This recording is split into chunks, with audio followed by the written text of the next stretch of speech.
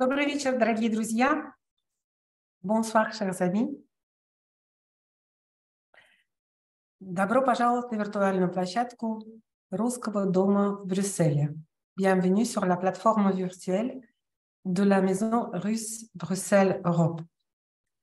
Мы сегодня посвящаем этот вечер пятой экскурсии, виртуальной экскурсии по Государственному русскому музею в Санкт-Петербурге.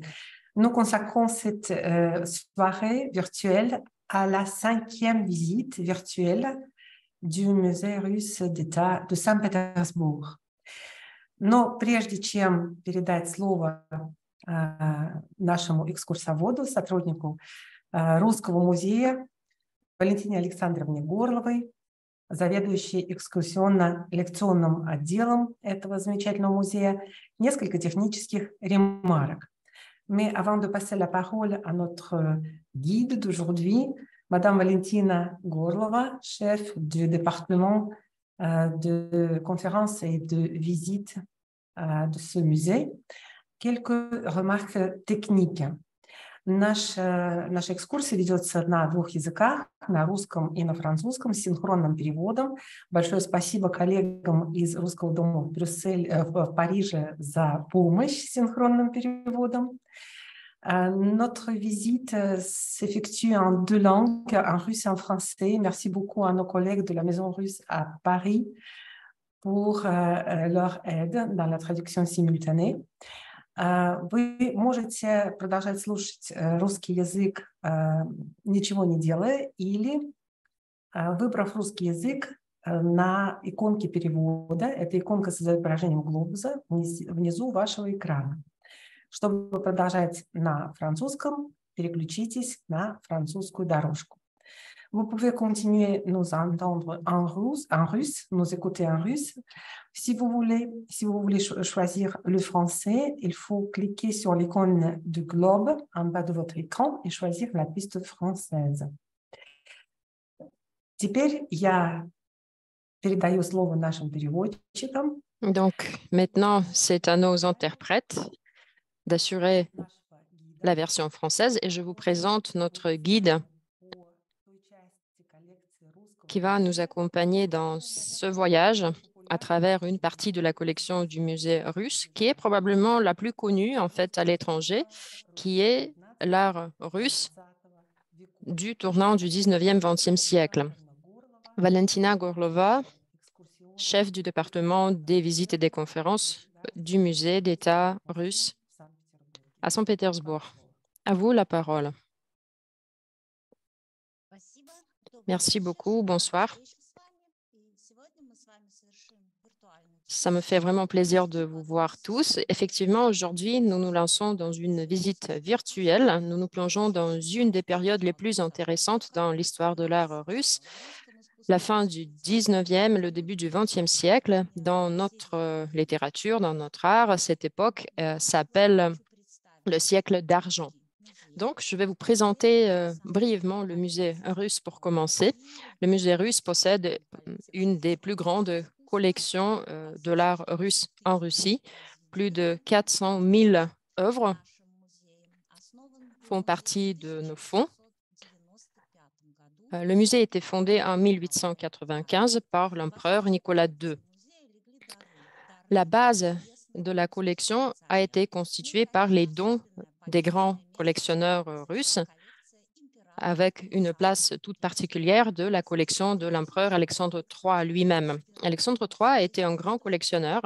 Il avait une large collection de l'art russe ainsi que des œuvres de ses contemporains, c'est-à-dire des artistes du 19e siècle. L'idée de créer le tout premier musée d'État qui accueillerait dans ces murs, justement, les œuvres russes appartient à Alexandre III. Malheureusement, il n'a pas eu le temps de réaliser ce rêve. Il est mort d'une mort anticipée à l'âge de 49 ans. Par contre, cette idée a été reprise et mise en œuvre par l'empereur Nicolas II. Il a choisi le bâtiment, le palais Mikhailovski, qui a été la résidence des empereurs russes, autrefois Il appartenait au fils cadet de l'empereur Paul Ier, Mikhail Romanov, d'où en fait son nom, palais Mikhailovski, de Mikhail. Le palais se trouve au plein centre, au cœur de Saint-Pétersbourg, bâti sur le projet de Karl Rossi, qui a réalisé dans ce projet toutes les idées du grand classicisme. La construction a pris 12 ans, entre 1812 et 1824, et la famille de Mikhail Pavlovitch résidait dans ce même bâtiment jusqu'au milieu du 19e siècle. Après, il est devenu désert, et du coup, Nicolas II finit par signer un décret sur la création du premier musée d'art russe avec la collection des tableaux des peintres russes. La reconstruction du palais a pris 3 ans et finalement, en 1898, le musée est inauguré. Sur l'écran, vous voyez l'escalier de parade du palais qui a justement accueilli la cérémonie d'inauguration. Plusieurs photographies ont été conservées qui ont commémoré ce moment. Le palais a accueilli la crème de la société russe de l'époque.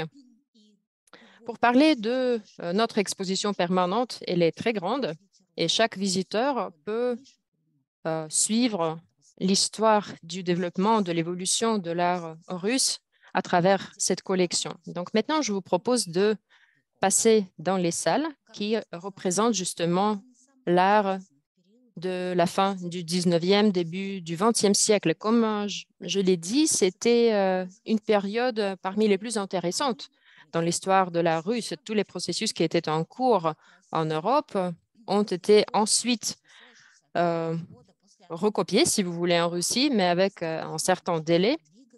Après l'abolition du servage, la Russie se dirige vers une nouvelle étape de son développement, le capitalisme. La Russie ancienne reste dans le passé et cette nouvelle Russie exige de nouveaux artistes. Les artistes ambulants, Surikov, Repin, Vasnetsov, donnent la place à toute une pléiade des artistes jeunes, à une nouvelle génération, parmi lesquels l'un des principaux initiateurs de la création de l'art neuf, Alexandre Benois. Benoît a été une personnalité tout à fait extraordinaire, un artiste, peintre, qui a voué une grande partie de sa vie au théâtre. Il a été probablement le premier critique d'art en Russie. Il a été le premier à écrire l'histoire de l'art russe. Après 1917, Alexandre Benois est parti en France, où il vit les dernières années de sa vie. D'ailleurs, qui a été très longue. Il est mort dans les années 1960, peu avant son 90e anniversaire. Et d'ailleurs, la France a toujours servi à Benoît d'une source d'inspiration permanente. Et il adorait la France et d'ailleurs sa famille, la famille Benoît, était d'origine française. Son arrière-grand-père est venu en Russie de France au XVIIIe siècle et par la suite, tous les représentants de la famille Benoît, la famille célèbre, ont été peintres. Donc, le père d'Alexandre a été, par exemple, artiste-architecte, l'architecte principal de Petergov, qui est la résidence estivale de tous les tsars russes. Et d'ailleurs, les enfants d'Alexandre Benois ont également dédié leur vie à l'art.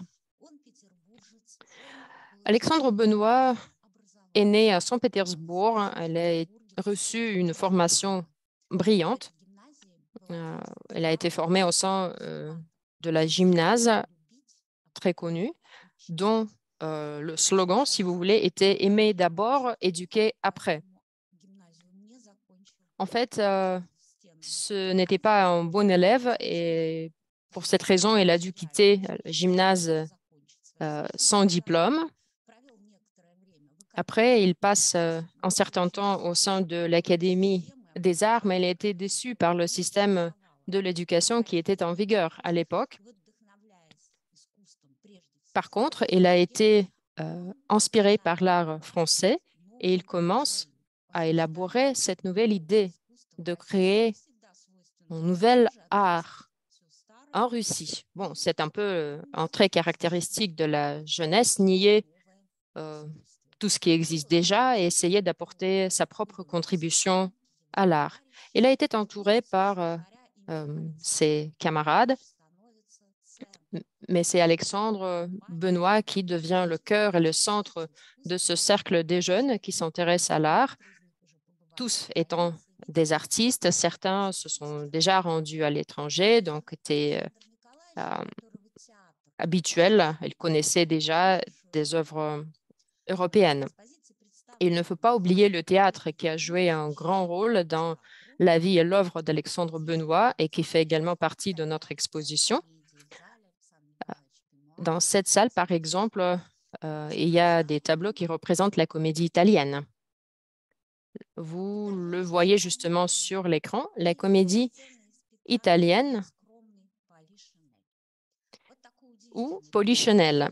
Donc, cette composition est un peu étonnante. Elle a été conçue par Alexandre Benois. C'est un regard un peu bizarre, comme si on regardait la scène derrière des coulisses, comme si on regardait la scène en étant des acteurs et pas des spectateurs.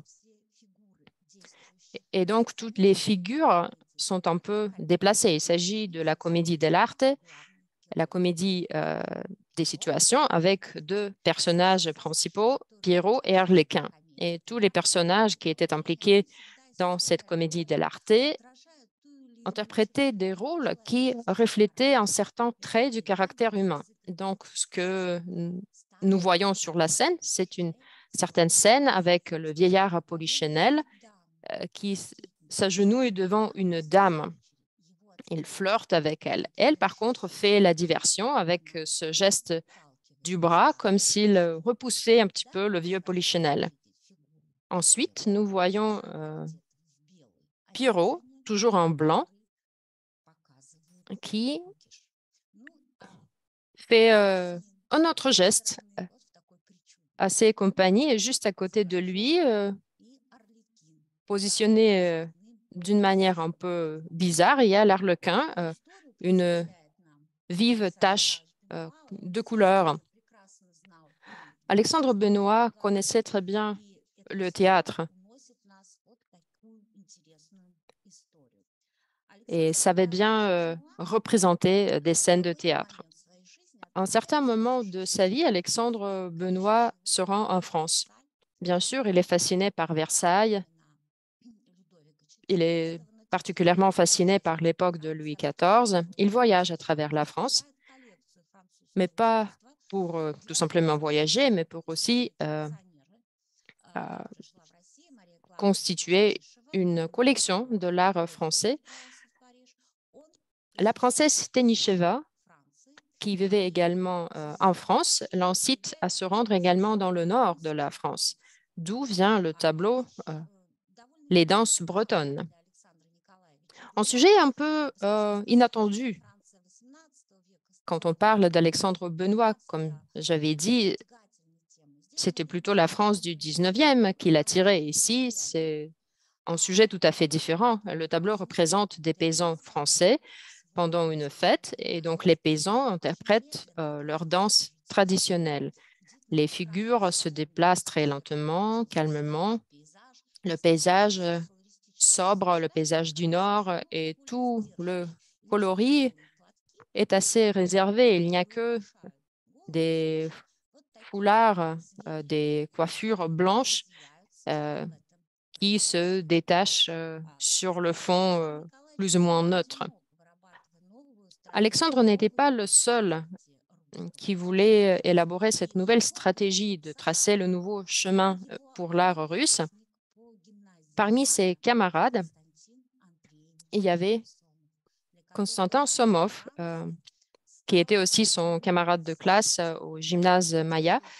Pour lui, la France a également été une source permanente d'inspiration. Constantin Somov venait d'une famille noble. Son père était conservateur des gravures à l'Ermitage, donc depuis son bas âge, le petit garçon connaissait très bien l'art européen.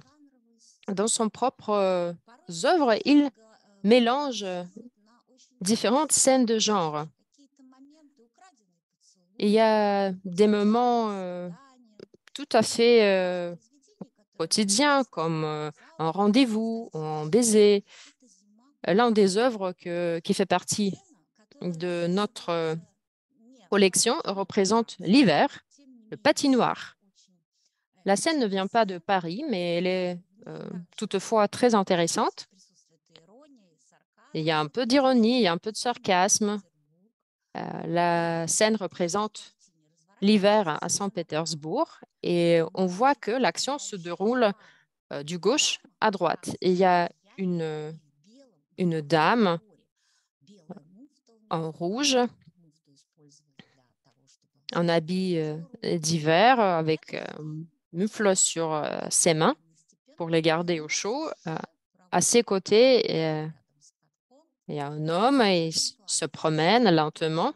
Au premier plan, on voit un jeune homme, probablement un amoureux rejeté. On voit son geste, on voit qu'il détourne la tête, ce qui nous dit que apparemment la dame a préféré un autre. Ensuite, sur le fond, et d'ailleurs Somov utilise assez souvent ce genre de composition, nous voyons une allée ou un parc. Donc du coup, sur ce tableau-là, nous voyons des gens qui patinent avec une certaine grâce. Et un autre épisode ironique, c'est un jeune homme avec une jeune femme qui font des mouvements assez gracieux, mais par contre, derrière eux, il y a un autre jeune homme allongé par terre. Apparemment, il est tombé, ayant perdu justement toute la grâce, juste devant sa dame de cœur. Constantin Somov ne faisait pas que les scènes de genre. Elle a commencé son parcours professionnel dans l'atelier d'Ilya Répine. Et Répine le considérait un portraitiste de grand talent. Quelques-uns de ses portraits sont également représentés au sein de notre collection, dont par exemple le portrait d'Anna Benoît, l'épouse d'Alexandre Benoît. Atia, comme on l'appelait dans la famille. Et Alexandre, quand il était déjà en immigration, a écrit plusieurs volumes de ses mémoires. Et donc, de ses mémoires, nous apprenons que c'est enterré pour le 18e, le 19e siècle. Bien évidemment, influé toute la famille, tout son entourage.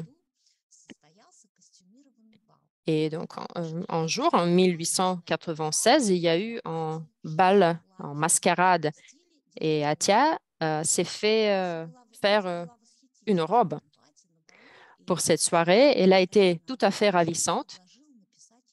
Et c'est alors que Constantin lui a proposé de faire son portrait qui a été exécuté dans le salon chez lui. Atia a été placée au milieu des deux fenêtres. Et donc, les deux peintres, Constantin et Alexandre, faisaient son portrait. Constantin a représenté un parc derrière elle, apparemment celui qu'il voyait à travers la fenêtre, tandis que sur le premier plan, nous voyons Anna Benoît avec une plume rose tout à fait ravissante, avec un foulard rouge. passé en dessus de son bras. Alexandre dit que les deux peintres se sont mis d'accord de faire un portrait de la même taille, mais Alexandre n'a pas aimé le portrait. Et donc, après un certain moment, elle a laissé tomber son travail, tandis que Constantin l'a mené à bout, l'a achevé.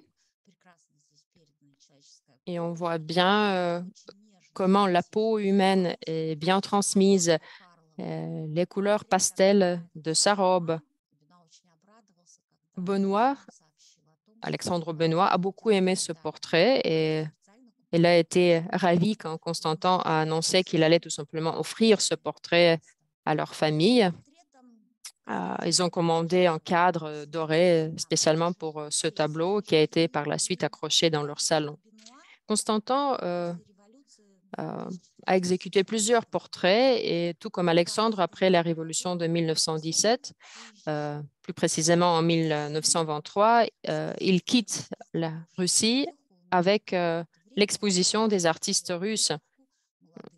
Donc, il se rend à New York pour présenter l'exposition des jeunes peintres soviétiques, mais finalement, il reste à l'étranger pour toujours, aux États-Unis pour un moment. Ensuite, il déménage en France.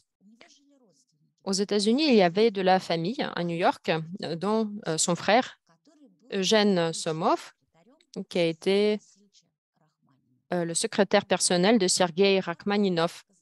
C'était son frère et c'est lui qui présente Constantin Somov à Rachmaninov. Sergei Rachmaninov a aussi quitté la Russie pour s'installer à New York et il passait l'été dans son petit château à côté de Paris. Constantin commence son portrait. C'était une commande assez importante. En 1964, en 64, notre musée s'est doté d'une esquisse de ce portrait. Et maintenant, sur l'écran, vous pouvez voir le portrait lui-même. Somov voulait présenter Rachmaninov sur le fond d'un cerisier en fleurs pour souligner en fait ce lien avec sa cantate très connue, Printemps. Cette esquisse, cette étude transmet très fidèlement l'image du compositeur russe, reconnu non seulement en Russie, mais dans le monde entier, avec son regard sérieux, avec sa main serrée en poing. Et Rachmaninov, dans son état très particulier, pensif, peut-être il est en train de penser à son prochaine œuvre musicale, avec sa chemise blanche, avec son pull beige qui ne fait que relever sa peau dorée par le soleil méditerranéen. Et le troisième camarade d'Alexandre Benoît, c'est un autre artiste russe connu. Это Леон Бакст. Леон Бакст вошел в историю мирового искусства как один из самых известных. Comme l'un des artistes les plus connus du monde du théâtre. Donc, il travaillait sur les saisons de Diaghilev et qui a marqué l'histoire de l'art français en tant qu'un grand couturier et qui a travaillé pour plusieurs maisons de couture en France.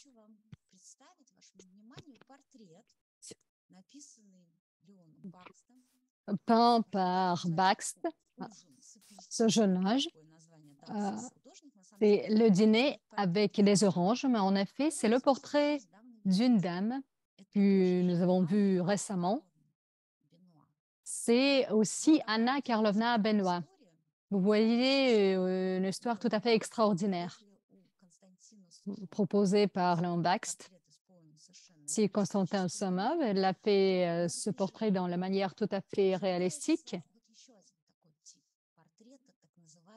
Là, vous voyez, ce type de portrait, c'est plutôt l'image artistique.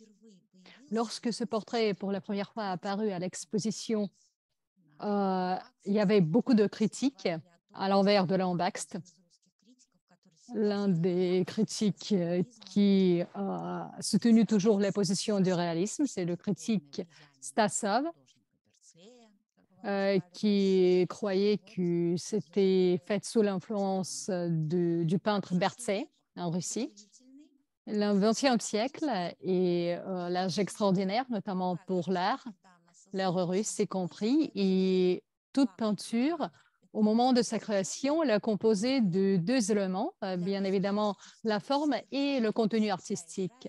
Pour l'art russe, le contenu joue le rôle principal, bien évidemment.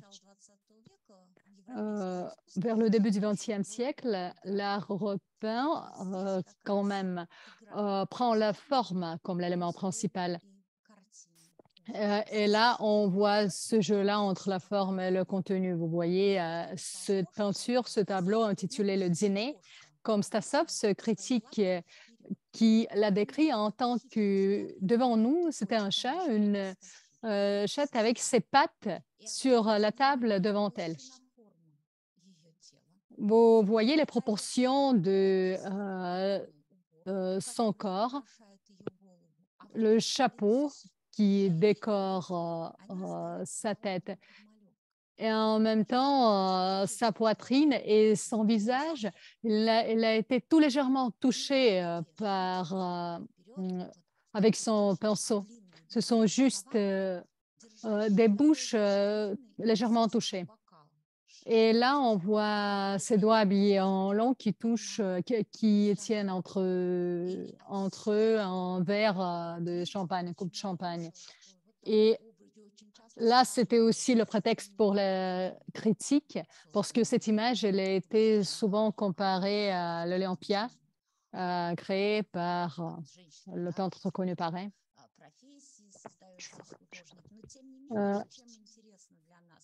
Pourquoi ce tableau est intéressant pour nous? C'est la solution qui a été trouvée par Bakst. Bien évidemment, on voit bien évidemment quelques traits qui se ressemblent vraiment à la réalité, et ses contemporains, ils avaient donné des appréciations tout à fait différentes sur Anna Karlovna. Parfois, ils l'ont considérée une dame pas trop agréable.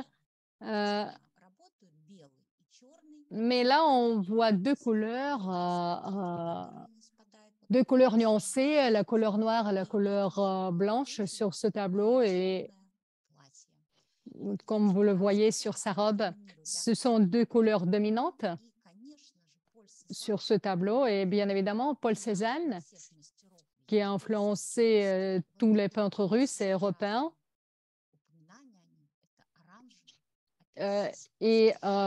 Pourquoi on la mentionne? Parce qu'on voit l'orange de cette couleur intense. C'est de quoi a parlé notamment Paul Cézanne, c'est que la forme joue un rôle très important dans l'art. Donc, on a mis en lumière ce travail de Léon Bakst, et on souhaiterait proposer à votre attention un autre portrait créé également par Léon Bakst. C'est le portrait d'une personnalité légendaire, pas uniquement en Russie, mais au monde entier. C'est le portrait de Serge de Diaghilev. Alexandre Benoît, Constantin Somov, Léon Bakst, les Pétersbourgeois. Ils rencontrent à la rue Ginkos 15, où se trouvait la maison de Benoît, pas loin du théâtre Mariinsky. Donc, dans cette maison-là, c'était le lieu de rencontre du cercle. L'un des camarades de classe d'Alexandre Benoît, il a amené son cousin qui est venu de la région de Perm, qui était arrivé faire ses études à Saint-Pétersbourg. Ainsi, on a vu créer une amitié entre ces deux grandes personnalités. Et il a voulu être compositeur. Il a eu beaucoup d'audience chez le compositeur Rimsky-Korsakov. Il n'a aucunement impressionné Korsakov. Et puis, désespéré, il a pris la décision de faire ses études à la faculté juridique de Saint-Pétersbourg. Mais de toute façon, sa vie a été intrinsèquement liée à l'art, mais pas au droit. Et notamment les cercles présidés par Alexandre Nikolaevitch Benoît a réuni tous ces jeunes bien intéressés. D'abord, Serge de Diaghilev a écouté tout d'abord ces conférences, ces réunions, et puis il a commencé à prendre une part active dans ces cercles. Il a fait lui-même des discours sur l'art et sa première passion est devenue l'art. Il a réussi à rassembler une grande collection de l'art du XVIIIe siècle. Il a voyagé dans 102 propriétés différentes. Parfois, il a réussi à les retrouver dans les greniers, dans un état déplorable, mais il les a restaurés lui-même. Avec l'aide d'Alexandre Benoît, il a pu donner l'état nécessaire, l'état noble à ces tableaux. Et la première exposition de l'art russe du XVIIIe siècle a eu lieu au Palais Tabrichevski. Et d'ici un an, cette exposition a eu déjà lieu à Paris. Sur le portrait, Serge de Diaghilev est peint avec sa nounou qui l'accompagnait pendant toute sa vie. Et à l'arrière-plan, vous voyez les tableaux. Ce sont des tableaux du XVIIIe siècle. Et tout au milieu de cette pièce où se trouve Serge de Diaghilev, c'est le rideau noir. Et là, on peut voir sa deuxième passion, très bien connue de Serge de Diaghilev, c'est bien évidemment le ballet, les saisons russes. C'est lui qui a fait découvrir le ballet russe au public français et puis au public du monde entier.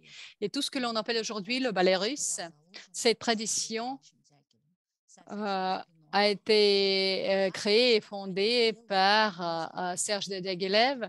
Il a réussi à réaliser les saisons, les fameuses saisons russes avec Kellan Bakst et Konstantin Somov. En tant que personnalité bien active, il a voulu bien évidemment attirer l'attention à tous ses amis, ces jeunes peintres aux expositions.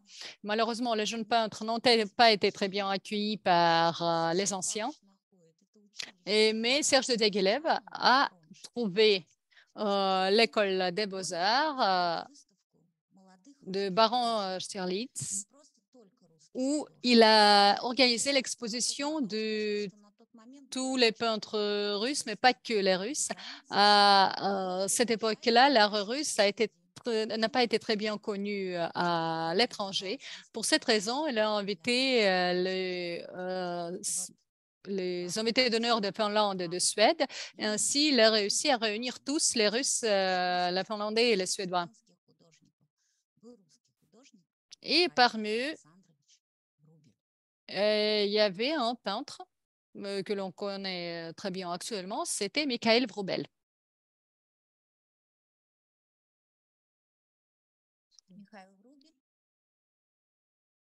Mikhail Vroubel, c'est le phénomène exceptionnel dans l'art russe et dans l'art européen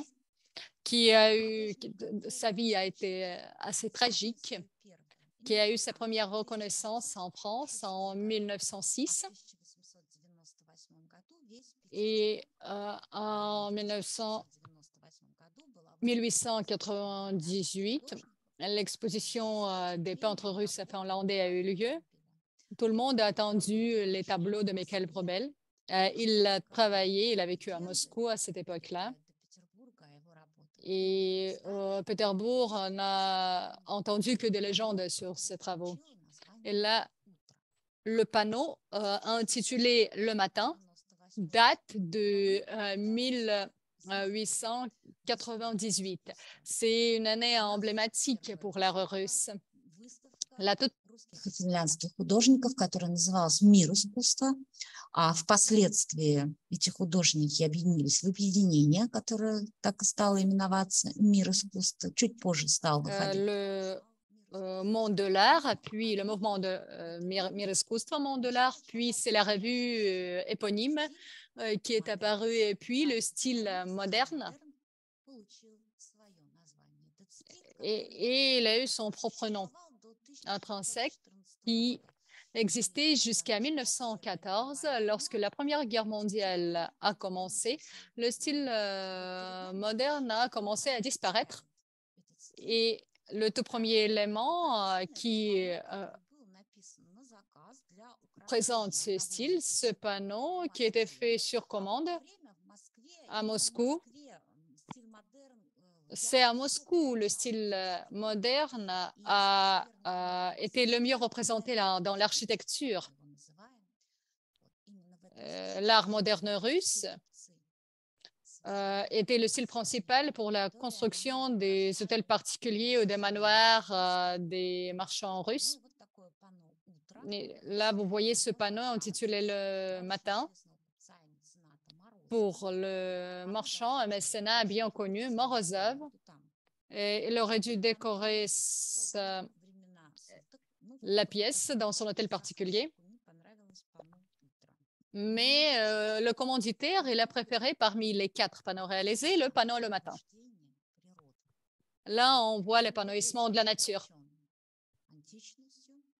Il a été passionné par l'Antiquité, le temps antique.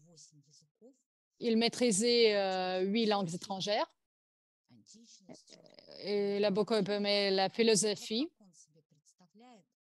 beaucoup d'autres sciences. Et là, vous voyez la nature, comment elle s'est réveillée. Et là, vous voyez l'image d'une jeune fille qui s'envole.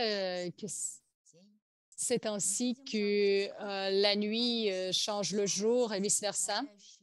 C'est une jeune fille toute belle aux yeux noirs. C'est elle qui contemple la nature, comment elle se réveille. De l'autre côté, on voit une autre beauté, la nature en épanouissement. Et puis, une autre jeune fille, les naïades, les nymphes, en bas. Tout ce qui font écho à la nature, selon les visions des Grecs antiques. Il a intitulé un conte de fées parce que d'un côté, son image est toute belle, de l'autre, elle est effrayante. Il a étudié beaucoup mosaïque, le peintre notamment à Ravenne en Italie. Et là, on voit la forme plus épaisse et vous voyez les fleurs très bien nuancées. La verdure, des couleurs violet, de lilas. Ce sont les couleurs de l'époque moderne, de l'art moderne. Il y avait beaucoup de caricatures. Sur le tableau, on ne comprenait pas parfois où se trouve la partie haute et la partie basse. Et l'un des critiques, il a parlé de ce tableau. Il a intitulé Les temps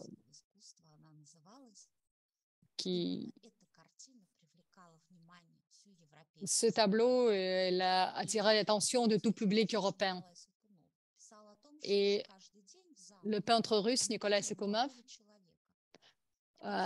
il a écrit que tous les jours, dans les salles, ils ont vu un jeune homme tout ordinaire qui passait des heures devant ce tableau. En effet, s'est avéré le futur peintre célèbre Pablo Picasso. Et c'est lui qui a souligné ces toutes premières notes de cubisme qu'il a pris comme exemple chez Michael Vrubel. Là, vous voyez ces fleurs et ces plantes comme d'un conte de fées qui figurent sur ce tableau. C'est le monde de contes de fées, le monde des légendes. Était toujours très intéressant pour Michael Vrubel. L'autre tableau dont je souhaiterais vous parler, c'est le tableau Bogatyr. Le héros principal de folklore russe, le Bogatyr principal, Ilya de Murom, Ilya Muromets. Il y a plusieurs genres folkloriques qui présentent la puissance, la force, la dignité de Murom. Et puis, l'autre partie, c'est de Novgorod, où c'était plutôt la ruse, comme c'était plutôt la ville des marchands. Mais Ilya de Murom, il a une image humaine, si vous voulez. On a deux cycles de genre folklorique. Il y a des bogatyrs avec l'image humaine et il y a des bogatyrs d'origine de contes de fées. Et ce bogatyr, on l'appelle Svetogor, qui veut dire qu'il est né dans les montagnes sacrées.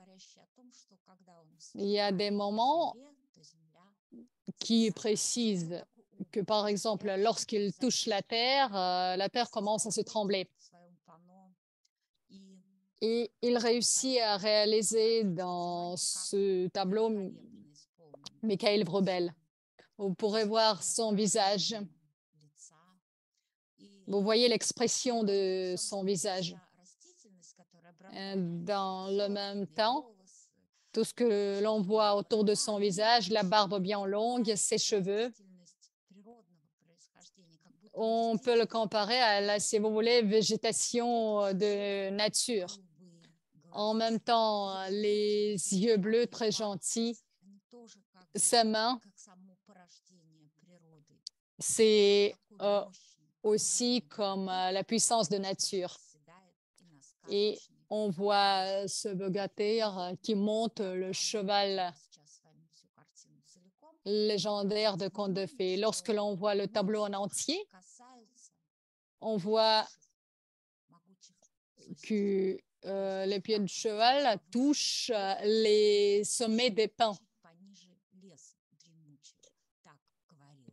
C'est selon la citation de Sebelin, Ilya Muromets, comme il touche ces sommets des pins, comme je vous ai bien mentionné.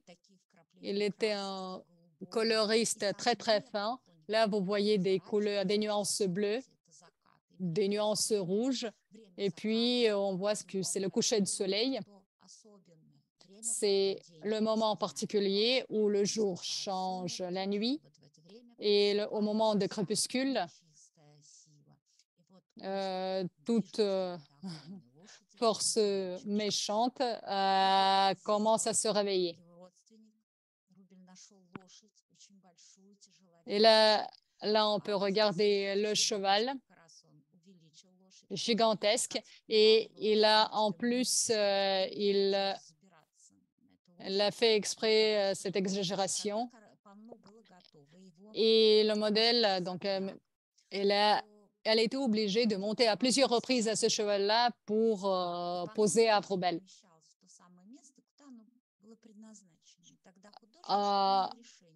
Ce tableau-là, elle n'a pas pu être au niveau de la taille, elle n'a pas pu être placée à l'endroit pour lequel elle était prévue. Pour cette raison, elle l'a coupée. Et comme vous le voyez, elle a été coupée exprès selon l'idée du peintre lui-même.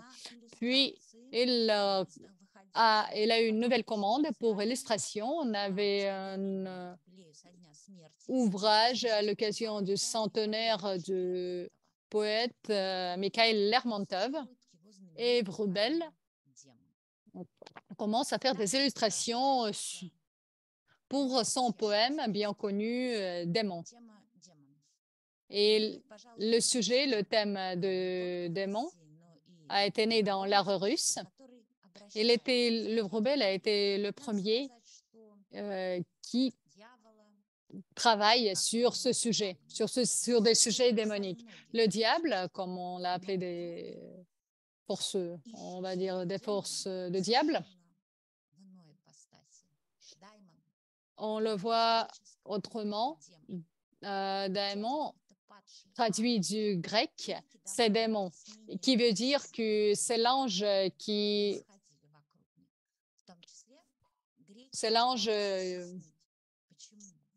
a perdu sa pureté. C'est pour ça qu'elle a essayé d'expliquer comment dans l'être humain on peut se cumuler le bien et le mal. Pourquoi parfois on agit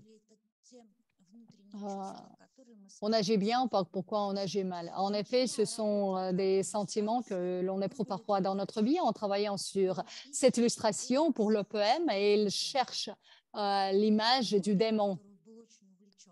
Vroubel, qui a été passionné par Nietzsche, il se pose la question. Il se pose une question profonde et philosophique. Où se termine le bien et où commence le mal? Selon des explications de Bible, on comprend très bien où se termine le bien et où commence le mal. Dans la vie, ce n'est pas le cas. C'est l'image du démon fait l'écho à toutes nos tortures intérieures d'un être humain. D'abord, il l'a fait en sculpture. Vous avez vu l'image tout à l'heure, la sculpture de démon. Et il y avait plusieurs objets réalisés. Là, vous voyez l'œuvre, le démon assis. Et puis, dans notre collection du musée, c'est le démon volant. C'est l'une des meilleures œuvres artistiques dans sa carrière et c'est le début du XXe siècle. Et là, lorsque on peut voir toute l'histoire, on peut quand même le traiter comme prophète. Avant le 1914, il reste très peu de temps et ce monde paisible commence à se trouver dans l'obscurité. Et là, on voit ce démon volant qui touche par son corps les montagnes de Caucase sans sentir cette douleur. Et son expression de visage, lui, il s'envole vers le vide, vers l'inconnu. Je crois qu'il a fait exprès cette vision-là et il a grandi exprès ses yeux. Et Vroubel, il casse la forme du corps humain. On peut voir que ces coudes que vous voyez devant vous, il les a mis en arrière, derrière sa tête. Mais vous voyez comment il fait casser le corps au démon. Si on avait pu le faire tout droit, on aurait pu comprendre que toutes les proportions du corps humain sont en effet très bien respectées. Donc, cet expériment avec la forme a été fait exprès par Vroubel dans cette œuvre artistique. Et la dernière œuvre, c'était Démon tombé. Donc, les trois états de l'être humain. À la fin de sa vie, Vroubel perd la vision, le peintre qui ne voit pas et qui donc n'arrive pas à réaliser ses rêves. C'est vraiment la fin tragique. Il est mort à l'âge de 56 ans. En même temps, Vroubel a vraiment ouvert une nouvelle page, un nouveau sujet philosophique qui sera par la suite repris par d'autres peintres russes.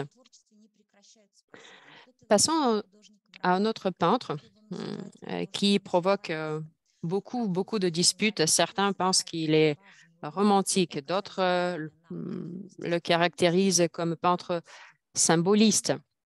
Il a été sûrement influencé par la peinture française, tous les mouvements mélangés, mais les symbolistes russes, qui sont beaucoup bien d'ailleurs représentés dans la poésie, mais toutefois, les symbolistes russes existaient également parmi les peintres, cette rose bleue.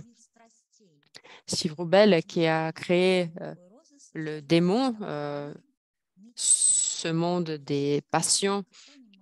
Les artistes du mouvement de la rose bleue créent un monde de rêve. Et même le titre parle de lui-même. Le mouvement a été dirigé par Viktor Borisov-Moussatov.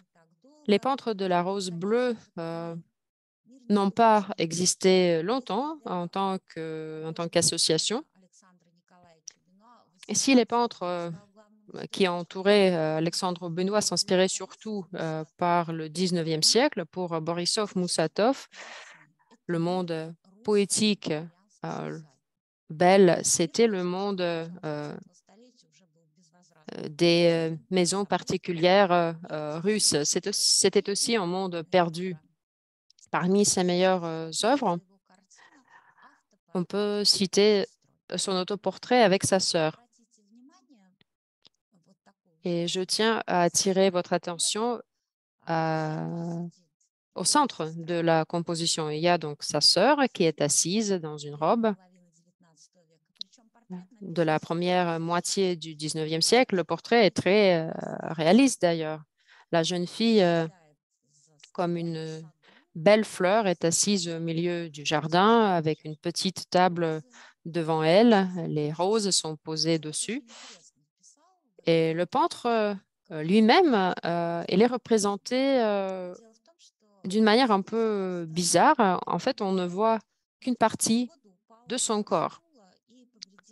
À 4 ans, Borisov Moussatov est tombé d'une chaise et a abîmé sa colonne vertébrale. Et par la suite, malgré tous les traitements, il est resté bossu. Et il a été très gêné par ce fait. Donc peut-être c'était bien la raison, peut-être il y en avait d'autres, qui l'ont fait couper une partie de son corps. Du coup, il est représenté d'une manière fragmentaire, comme s'il regardait, comme s'il jetait un clin d'œil, comme par hasard, dans ce monde merveilleux de sa sœur, de cette belle jeune fille. Les visages sont représentés d'une manière assez réaliste, tandis que le jardin qui est au fond est fait par des touches très rapides, symbolistes, comme un tapis. Comme il s'agit du monde des rêves irréalisables, ces arbres, en fait, remplissent une autre fonction. Ils couvrent ces personnages au sein de ce monde merveilleux. Le tableau reflète bien les idéaux de la beauté de Borisov Moussatov et sa sœur a été son modèle préféré. Pour les artistes symbolistes, les peintres qui étaient proches de ce mouvement, l'idéal féminin devient l'un des sujets principaux de leur œuvre. C'est vrai pour Borisov Moussatov comme pour Mikhail Nesterov. Le thème féminin devient principal pour lui. Mikhail Nesterov a été formé au sein de l'Académie des beaux-arts de Moscou. Et donc, encore pendant ses études, il fait connaissance à Melnikov Pechersky, son camarade de classe, qui était le neveu d'un écrivain très connu, Melnikov Pechersky, donc le même nom de famille, très populaire au 19e siècle. Ses œuvres sont toujours publiées. Melnikov Pechersky écrivait des romans. Il y en a deux qui sont les plus célèbres. L'un s'appelle Dans la montagne et l'autre s'appelle Dans la forêt. Du coup, les héroïnes principales sont des jeunes filles qui vont s'abriter dans des cloîtres. Et donc, c'est la vie des petits monastères perdus dans les forêts de la Volga. C'est ce qui est décrit par l'écrivain. Nesterov fait semblant de faire des illustrations à ces romans, mais en même temps, le sujet de la vie des femmes l'intéresse de manière indépendante et il le développe tout au long de son œuvre. Il se pose par exemple la question pourquoi les femmes prennent un jour cette décision d'aller habiter dans des cloîtres. Et l'un de ses tableaux les plus connus est consacré justement à ce sujet. Il s'appelle Entrée en religion. C'est l'entrée d'un petit monastère, cloître, éloigné du monde, perdu au fond de la forêt. Et donc, l'héroïne principale est menée par deux moines habillés en noir qui la tiennent par les bras. Donc, elle vient de prononcer ses vœux, étant passée de la vie laïque vers une nouvelle vie. Et Melnikov-Petchersky décrit de manière très détaillée cette cérémonie des vœux. On voit des foulards blancs.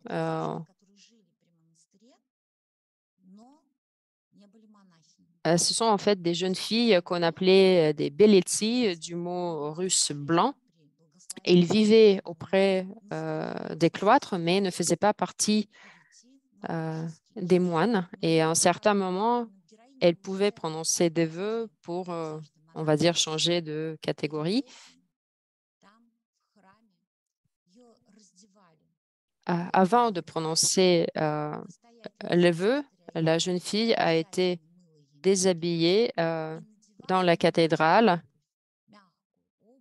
On lui lavait les mains, on lui changeait des chaussures. Ensuite, on lui coupait une mèche des cheveux. Et à partir de ce moment-là, elle a été habillée dans des habits d'une moine. Et ce sacrement a été accompli. Donc, d'autres jeunes filles l'amènent vers sa nouvelle vie. Elle a reçu d'ailleurs un nouveau prénom. Et cette procession très lente est représentée par Nesterov avec une grande maîtrise et faites également attention à la nature. C'est le printemps avec la nature qui se réveille et qui fait écho aux figures très fines, très délicates des jeunes filles.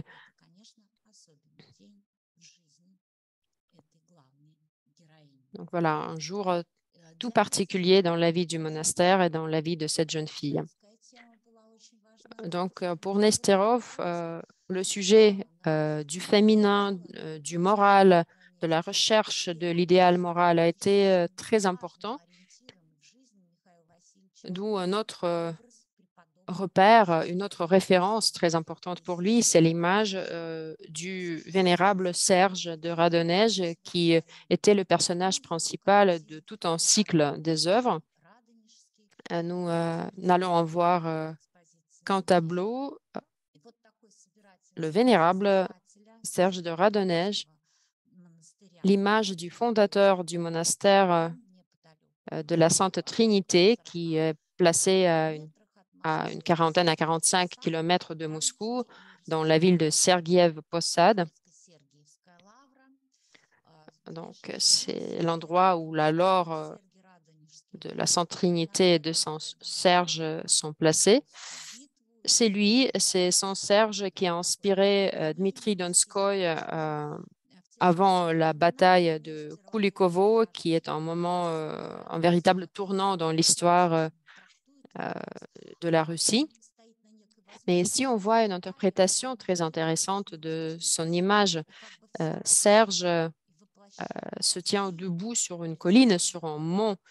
Derrière lui, on voit la Russie, l'image généralisée de la Russie. La religion a été l'un des sujets principaux de Nesterov avant 1917, mais après, il ne fait que des portraits. Il a créé toute une galerie des portraits de ses contemporains, d'autres peintres, des écrivains, des médecins.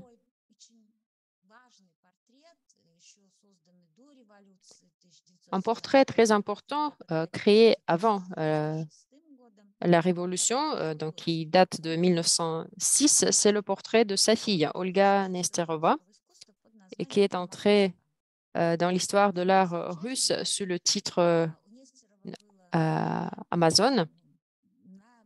Nesterov avait une maison à côté de la ville d'Oufa, donc sur les côtes du rivière Belaya. Pendant assez longtemps, Olga a été malade et Nesterov se souciait d'elle. Les médecins pensaient qu'elle pouvait perdre son ouïe. Finalement, la jeune fille a commencé à se rétablir. Ils sont allés à la campagne. Et un jour, quand elle se préparait à se promener un peu à cheval, du coup, Nesterov l'a vue comme ça et lui a dit « Bouge pas, je vais te représenter comme ça ». Donc, nous voyons la jeune fille sur le fond de la rivière Belaya, un habit équestre, en pleine taille. La figure féminine domine l'espace comme une tache sombre et aussi son petit chapeau rouge comme un accent de couleur. Le fouet dans ses mains, les gants, donc accompagnent cette image très élégante d'une jeune fille de l'époque moderniste. À la fin du 19e, au début du 20e siècle, chaque artiste cherche son propre idéal. Et le portrait, dans ce sens, est toujours un genre intéressant parce qu'il permet de se donner une idée du quotidien des gens de l'époque. L'un des portraitistes les plus remarquables de l'époque, c'est Valentin Serov. Selon les experts russes qui étudient son œuvre, Serov est vraiment monté au sommet de l'art du portrait. Il a été l'élève de Repin, une autre grande personnalité de l'art russe. À l'âge de 23, Serov fait un portrait qui entre dans l'histoire de l'art russe comme une fille aux pêches. En fait, c'est le portrait de Vera Mamontova. Et au tournant des siècles, Serov devient l'un des portraitistes les plus à la mode en Russie. Donc, du coup, il exécute beaucoup de portraits sur commande. En créant cette série de portraits sur commande, il s'agit du coup des portraits laïques, les portraits de ses contemporains. Serov fait renaître dans l'art du portrait russe certains traits. Mais il ne faut pas oublier qu'il est l'élève de Repin qui a été le maître du portrait psychologique. Chaque portrait de Serov est plein d'énigmes. Très souvent, les commanditaires avaient peur de voir le résultat final parce que Serov avait vraiment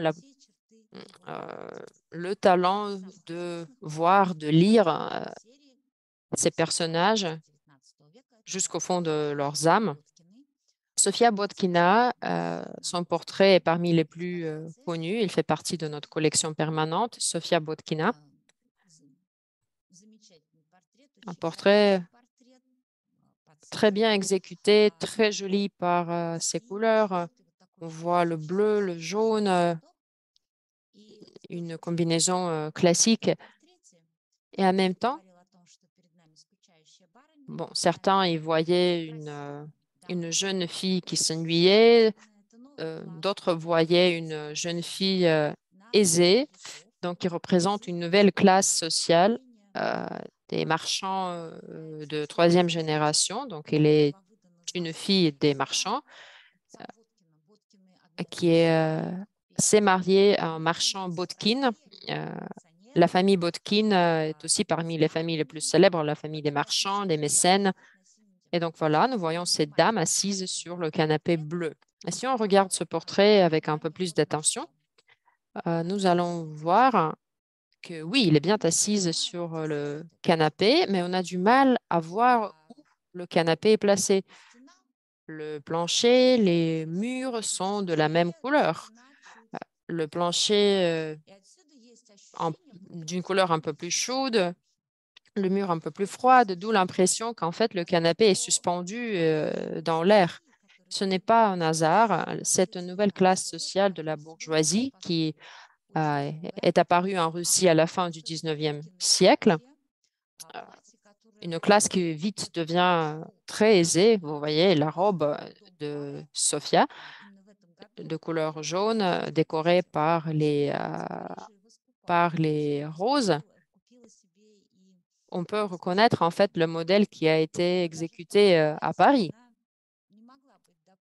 Et donc, Sofia Botkina s'est fait acheter cette même robe, mais même avec cette robe, elle n'a pas été admise dans le monde des aristocrates. Du coup, toute belle dans sa robe, assise sur le canapé somptueux, elle est suspendue entre les deux mondes. Elle s'ennuie déjà dans le monde des marchands, mais elle n'est pas admise dans le monde aristocratique.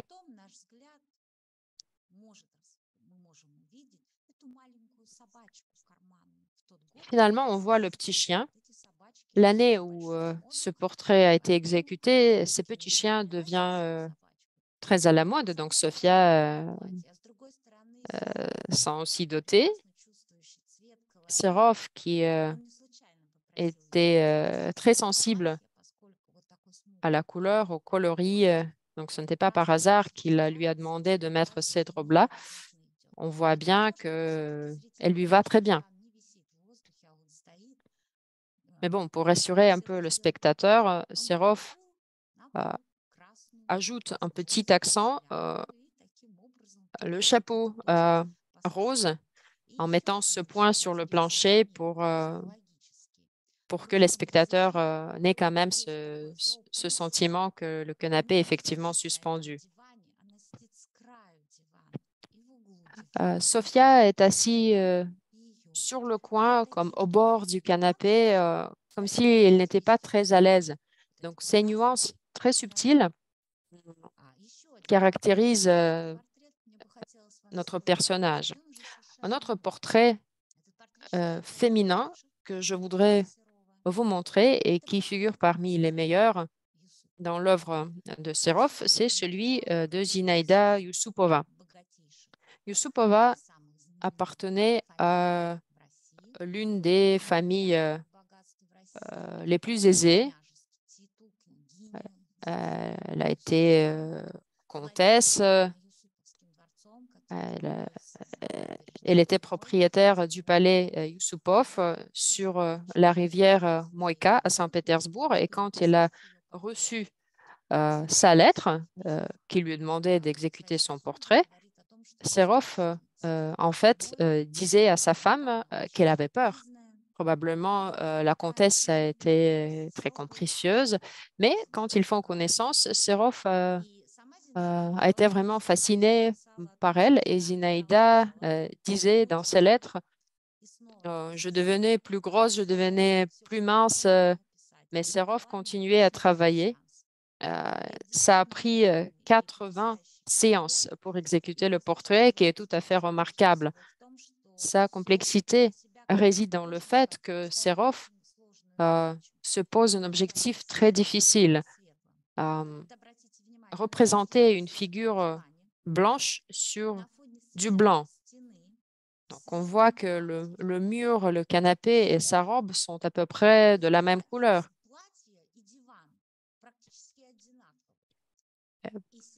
Et Serov ne fait que quelques touches pour en fait représenter l'ensemble.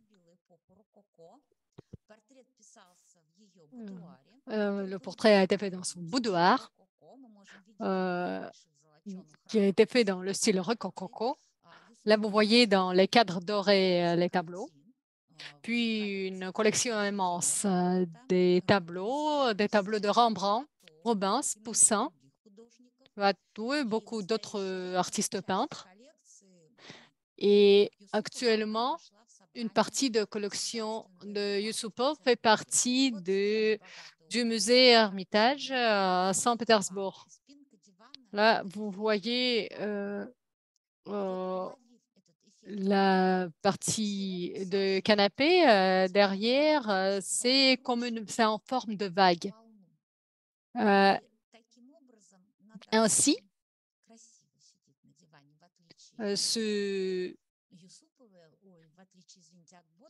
à la différence de Botkin, que l'on a vu sur le portrait précédent, Yusupova, elle est assise de manière très bien confortable. À côté d'elle, un petit chien. On lui permet tout, même d'être assis sur le canapé. Elle continue la série de portraits. Elle travaille beaucoup sur les portraits d'animaux. Et ce portrait d'un petit chien, il est une caractéristique supplémentaire pour sa maîtresse Zinaida Yusupova dans le cas précis. Là, vous voyez ce poil est en harmonie avec la soie de canapé sur laquelle elle est assise. Et puis, à la demande de Zinaida Yusupova, a été également réalisé un portrait en aquarelle. Et après la Révolution en 1917, le portrait du palais Yusupov a été amené à la collection du musée russe. Là, vous voyez le portrait d'une femme noble, bien digne, très belle. Valentin Serov est le maître de portraits psychologiques. Il s'est créé des portraits de qualité. Il travaille avec Serge de Diaghilev, qui l'invite de temps en temps. Il s'occupe de décoration pour la mise en scène. Et à Paris, il faut connaissance à encore une dame. C'est un portrait très intéressant. Elle a réalisé là-bas, à Paris. Le portrait est tout à fait atypique pour l'art de Valentin Serov. Il s'agit du portrait d'Ida Rubinstein. Ida Rubinstein était danseuse. Elle est danseuse non professionnelle, amatrice, qui n'a pas eu de formation chorégraphique classique. Malgré cela, elle a travaillé dans la troupe de Serge de Diaghilev, troupe théâtrale. Elle a dansé Cléopâtre. Elle a interprété un rôle aussi dans plusieurs mises en scène de Diaghilev. Vous connaissez bien évidemment la musique de Ravel, Boléro. Bien évidemment, elle est enchantée par la beauté d'Ida Rubinstein. C'est pour elle qu'il a créé sa fameuse œuvre. Tout Paris brillait pour elle. Elle a eu une concurrente, Anna Pavlova. L'année de réalisation de ce portrait, 1910-1911, c'était notamment Ida Rubinstein qui était la déesse théâtrale pour tout Paris. Elle était une très bonne amie de Léon Bakst aussi. Elle a posé pour lui aussi. Et Ida Rubinstein,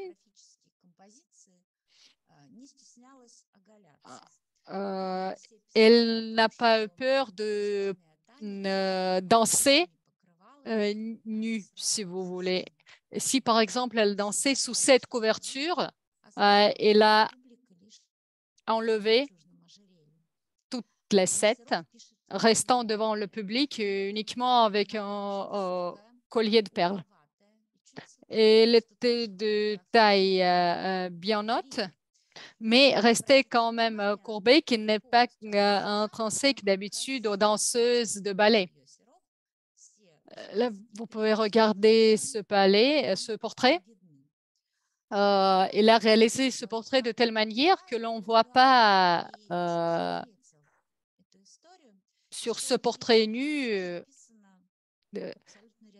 des beautés féminines. Et on voit ce visage réalisé dans la manière réalistique bien classique. Et puis, je tiens à attirer votre attention à son corps, comment on a travaillé là-dessus. Là, vous voyez une couverture bleue et l'écharpe verte qui ont été créées avec des couleurs intenses. Par contre, le reste en blanc. Et là, vous voyez des formes qui deviennent plus épaisses, les transformations des formes. Serov, elle a vu ces techniques à Paris, malgré le fait qu'il restait sur les positions et les idées du réalisme. Et ici, sur ce tableau, elle a travaillé avec un expériment. Si on regarde ces formes et ces lignes, là où on voit son corps comme une seule ligne, comment on aurait pu créer tout ce corps-là assis. Il n'a pas terminé, il n'a pas achevé ce travail, ce tableau. Il a arrêté son travail à Paris et il a été obligé de partir à Moscou pour travailler sur une autre commande où il est décédé. Il a décédé à l'âge de 46 ans. Et ce tableau reste inachevé. Bien évidemment, il était un dessinateur brillant avec un sentiment exquis des lignes et des couleurs.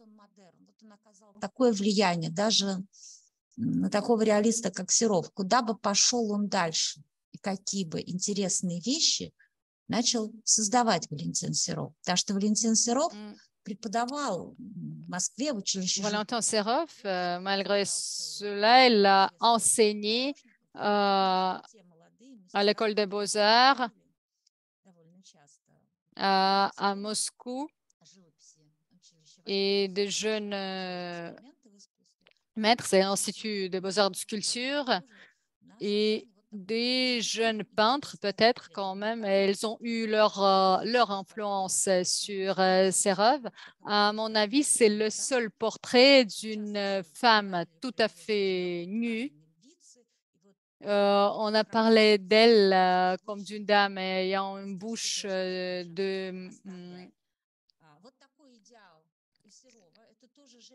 d'un animal blessé, d'un lionesse blessée.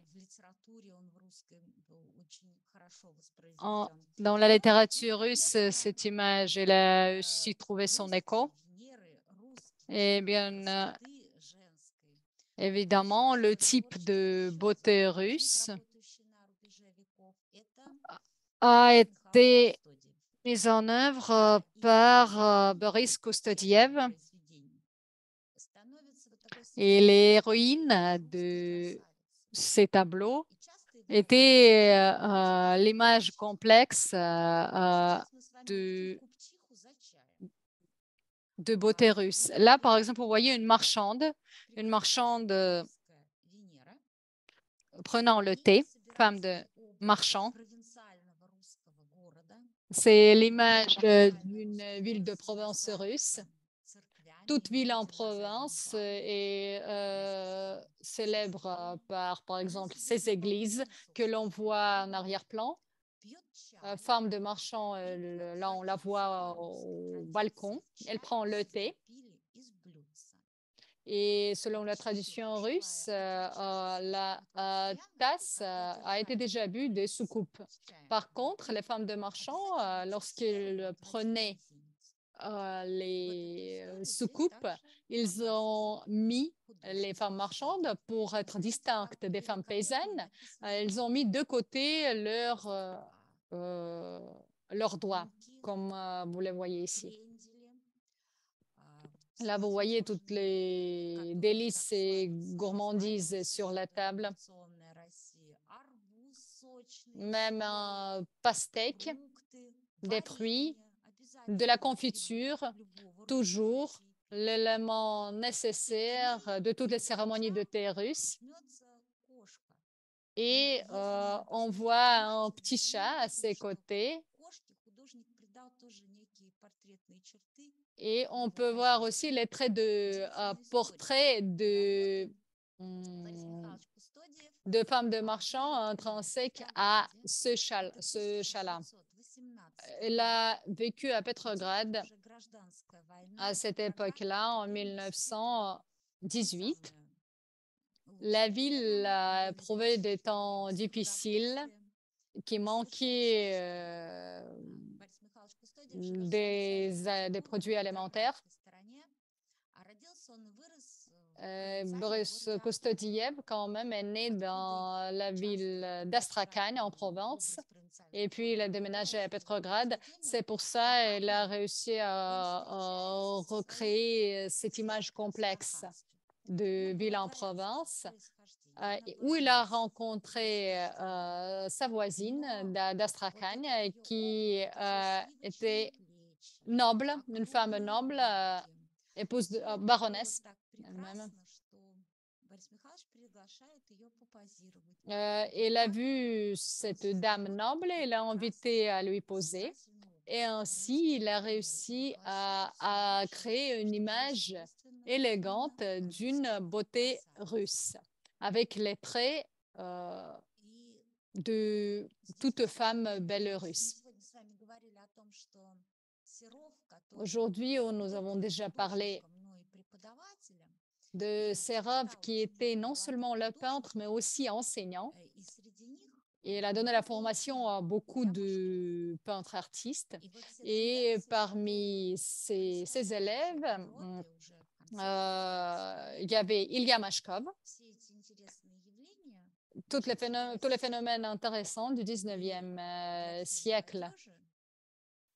En Europe, ils sont arrivés en Russie et, par exemple, Paul Cézanne, qui était à cette époque-là l'étalon pour les peintres russes, et Ilya Mashkov aussi, il n'était pas une exception.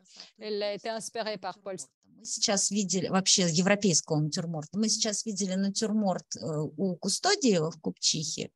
И вот этот интерес к натюрморту, он в конце 19-го, в начале 20 века. Vers la fin du 19e siècle, au début du 20e siècle, on retrouve de nouveau ce style-là, la nature morte.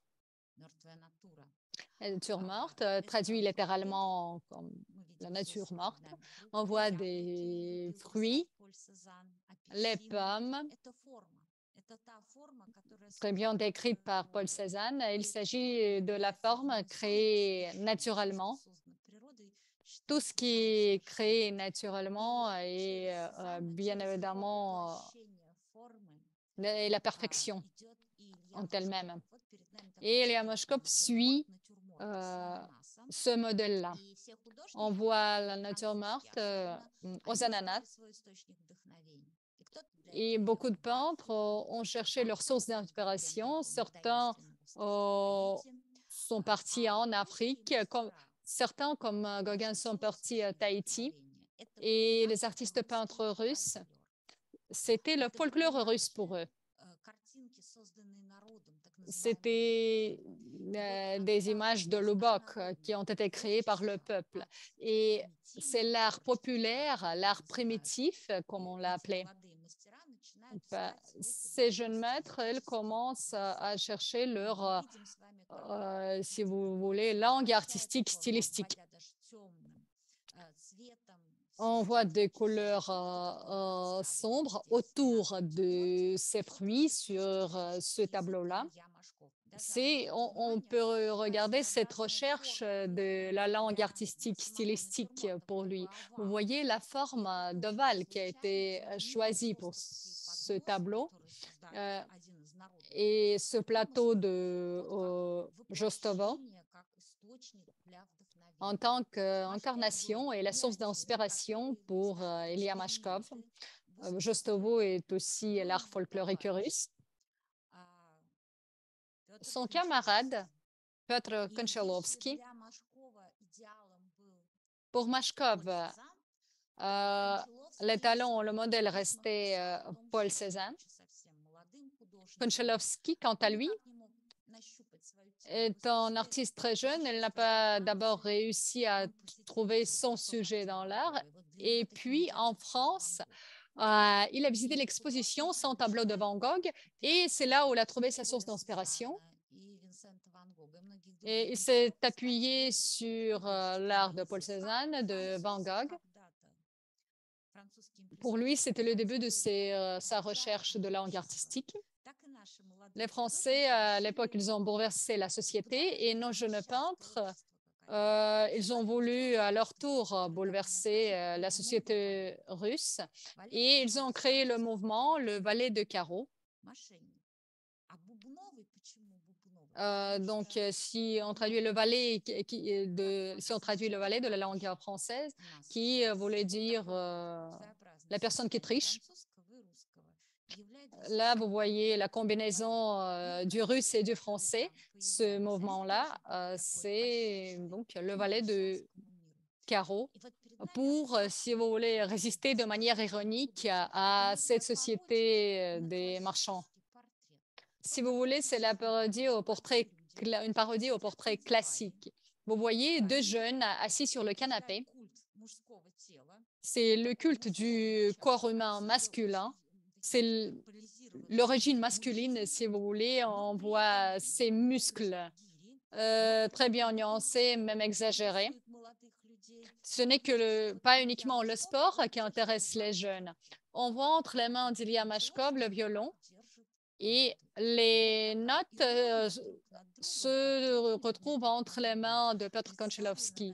Donc, ce portrait bien ironique présente également les livres et on voit une étagère, on voit la Bible, par exemple. Paul Cézanne, parmi ces livres-là, l'art antique.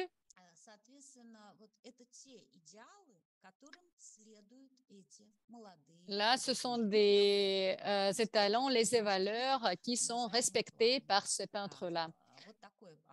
Et deux tableaux que l'on voit sur l'arrière-plan. Bien évidemment, c'était le défi à la société. C'était une grande réussite. Il a suscité beaucoup de discussions. Les peintres ne sont pas arrêtés là-dessus et le mouvement Le Ballet de Carreaux a réuni beaucoup de jeunes peintres qui ont travaillé de manière tout à fait différente sur les problèmes de la société. C'est le mouvement bien important pour l'art russe parce qu'il était au début de l'apparition de l'avant-garde russe.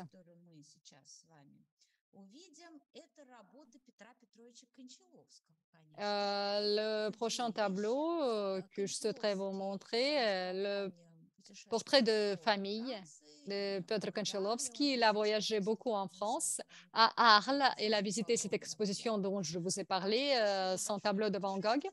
Et puis, son prochain voyage, il a effectué en Espagne au début du XXe siècle pour une personne russe. Ces voyages étaient des choses assez extraordinaires. En voyageant en Espagne, il a habité à Barcelone.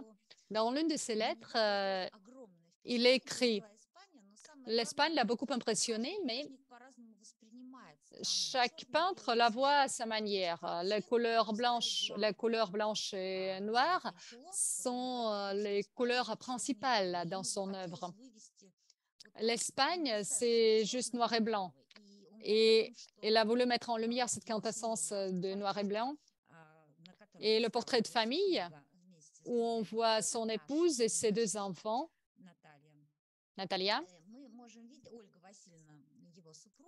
Olga Vassilievna, c'est son épouse. Natalia et Mikhail sont ses deux enfants. Comme je vous ai mentionné, les couleurs noires et blanches. Il a voulu créer d'autres couleurs pour leur ajouter un rôle supplémentaire. Par exemple, comme on voit la robe rouge ou la couleur verte. Et derrière, on voit le tableau. C'était, si vous voulez, l'art primitif qui est considéré. On voit les ombres, si vous voulez, plutôt avec nuancé vert. Et en voyageant en Espagne, il fait connaissance à l'un des matadors les plus connus en Espagne. Et là, on voit le portrait de ce matador. Toujours les mêmes couleurs, noire et blanche, couleur supplémentaire, couleur verte.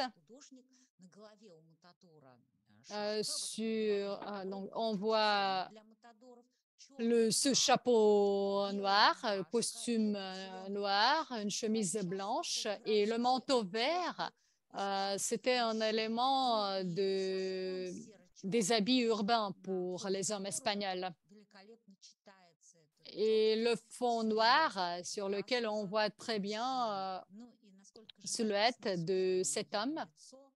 Et vous voyez bien évidemment son visage, l'expression de son visage.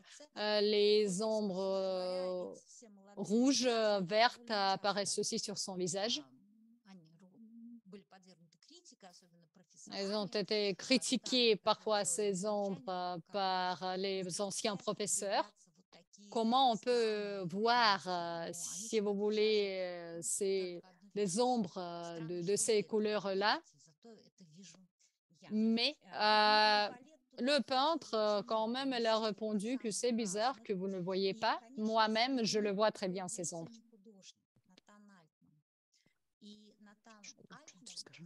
Nathan Altman, parmi tous les tableaux que nous avons dans notre collection du musée russe, moi, je tiens à attirer votre attention au portrait de la poétesse russe Anna Akhmatova.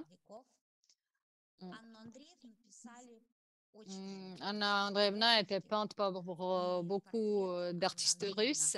Et bien évidemment, le portrait d'Anna Akhmatova, réalisé par Modigliani, par le peintre français d'origine italienne, Amadeo Modigliani. Amadeo Modigliani et Anna Akhmatova, ils ont fait connaissance à Paris. Anna Akhmatova, en 1911, a également fait connaissance à Paris au peintre russe Nathan Altman. Et d'ici 2 ans, ils se sont rencontrés à Saint-Pétersbourg, à Café de l'Art, en chien en errant, où ils ont commencé leur amitié bien solide. Et c'est ainsi que ce portrait a trouvé ses origines. Elle était une apparence très intéressante. Nathan Altman, il a été passionné par le cubisme, d'où on voit cette image d'Anna Akhmatova assez inhabituelle. D'un côté, il s'agit d'un portrait d'une femme poétesse. Il y avait l'image du poète masculin, mais c'est pour la première fois on voit le portrait d'une femme poétesse. Il ne s'agit plus de poète. Et Nathan Altman, elle l'a fait en première. Ce tableau-là, l'un des femmes contemporaines sur l'exposition dédiée au mouvement, au monde de l'art, monde de l'art. Il a trouvé quand même ce portrait abominable. Et en arrière-plan, on voit le paysage. Là, vous voyez cette solution pour la nature, les arbres, en cubisme. Mais en même temps, malgré ces caractéristiques d'abominable, on a vu quelque chose d'attrayant dans ce portrait-là. La combinaison classique de couleur bleue, de couleur jaune, qui quand même donne une image jolie d'Anna Akhmatova. Et les artistes se retrouvent toujours dans la recherche d'une image de la poétesse, comme je vous ai dit pour la première fois. Et encore un phénomène assez rare, où 2 peintres travaillent sur le portrait ensemble, Vassili Tchoukaïev et Alexandre Yakovlev. Le portrait est exécuté dans la manière néo-réaliste. Ce n'est plus du cubisme. Les peintres reviennent aux traditions de l'art italien, la Renaissance italienne. Les deux ont été passionnés pour le théâtre et les deux ont interprété dans une pièce de théâtre de Vsevolod Meyerhold, très connu de l'époque. D'abord, ils venaient voir ces spectacles en tant que spectateurs et après un certain moment, ils étaient invités pour interpréter les rôles d'Arlequin et de Pierrot au théâtre, les personnages principaux de la comédie italienne. Donc, exécutés avec tant de brio sur ce tableau. L'association Le Valet de Carreau réunissait un autre peintre, tout aussi passionné par le cubisme, mais qui a élaboré son propre style, Aristarque Lantulov. Nous avons quelques tableaux de lui dans nos collections, dont l'une de ses œuvres du début de son parcours professionnel, son autoportrait. Aristarque lui-même le considérait comme son meilleur tableau. Il a été créé tout au début de son travail, avant qu'il a rencontré d'autres artistes de l'association Valet de Carreau, donc il est parmi les plus classiques. Lantulov était considéré comme le peintre du soleil. Il aimait les couleurs vives, le jaune, le rouge, c'était son trait caractéristique. Ensuite, donc, il prend connaissance avec le Valet de Carreau et son parcours artistique en prend un tournant important. Et John Bolt, un critique d'art très connu, dit que Aristarque Lantulov a été tout aussi important pour l'art russe comme Matisse l'a été pour l'art français. Tout aussi vif, vibrant. Il ressemble effectivement à son homologue français. À un certain moment, Aristarque Lantulov se rend à Paris pour combler la lacune, comme il le pensait, dans sa formation d'artiste. Il apprend le cubisme et l'interprète à sa propre manière. Donc, l'autre tableau de 1917 appartient à la période qui date de la fin de sa vie plus tôt. Il exécute beaucoup de paysages de Moscou avec ses cathédrales anciennes, son architecture toute particulière. Et donc, ce tableau-là représente les églises de la Nouvelle-Jérusalem. Le peintre lui-même a très bien caractérisé non seulement ce tableau, mais toute cette série architecturale. Il dit, je peignais les églises, les cathédrales, non par un esprit religieux, parce que je les ai représentées démembrées, défragmentées, mais par amour de l'architecture russe, du Kremlin et du baroque russe. Dans ces églises basses, simples, ils voyaient leur propre beauté en les défragmentant en plusieurs morceaux. Ils les représentent en même temps très vivantes, pleines de couleurs. Et dans ce sens, effectivement, il a été le peintre ensoleillé, le peintre soleil, qui rend très bien l'impression produite par l'ancienne architecture russe avec ses coupoles des cathédrales, les coupoles dorées comme des chapeaux dorés sur des clochers, sur des formes défigurées, mais défigurées de manière tout à fait admirable. Tous ces artistes sont les précurseurs de l'avant-garde qui ont posé de nouveaux principes de l'art russe, des nouvelles tendances qui ont d'abord apparu en France ou dans d'autres pays européens, qu'ils ont emprunté, qu'ils ont interprété à leur propre manière pour trouver leur propre langage artistique. Dans le même temps, presque parallèlement, il y a le nouvel art qui n'est plus figuratif, qui est né avec Vassili Kandinsky à ses origines. Et il y a un autre artiste très connu, Casimir Malevich, qui participe aux expositions du monde de l'art, Mir Iskustva, qui sont tous donc les fondateurs du phénomène tout à fait exceptionnel qui est l'avant-garde russe, qui est un sujet à part, digne d'une visite particulière. Et donc, ça sera une autre occasion pour vous familiariser avec les œuvres de Chagall, Natalia Goncharova et bien d'autres noms. Merci de votre attention. Sur cela, je vais terminer notre visite. Merci beaucoup. Merci beaucoup, Valentina.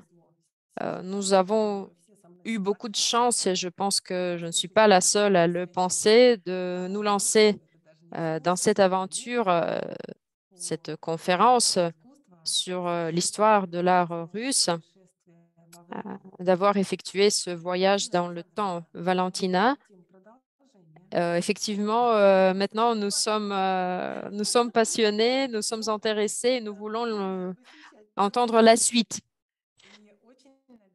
Nous espérons donc que nos rencontres avec le musée russe se poursuivront. Je vous le rappelle, aujourd'hui, ça a été la cinquième rencontre avec le musée d'État russe. Et encore une fois, j'espère que ce n'est pas la dernière. Nous allons encore nous rencontrer dans cet espace virtuel. D'autre part,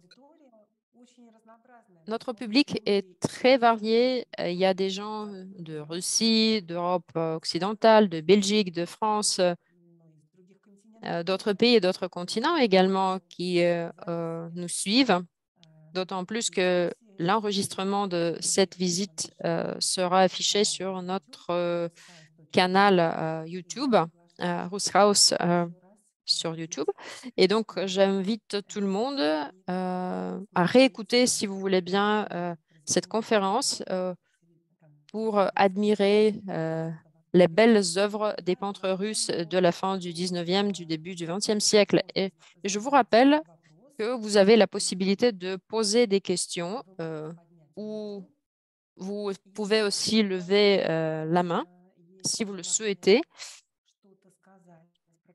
Ou sinon, vous pouvez également commenter. Vous pouvez voir en bas de l'écran une icône qui représente une main.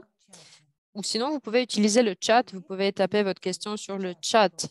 Si peut-être vous n'avez pas de questions pour l'instant, mais vous les avez par la suite, vous pouvez toujours les envoyer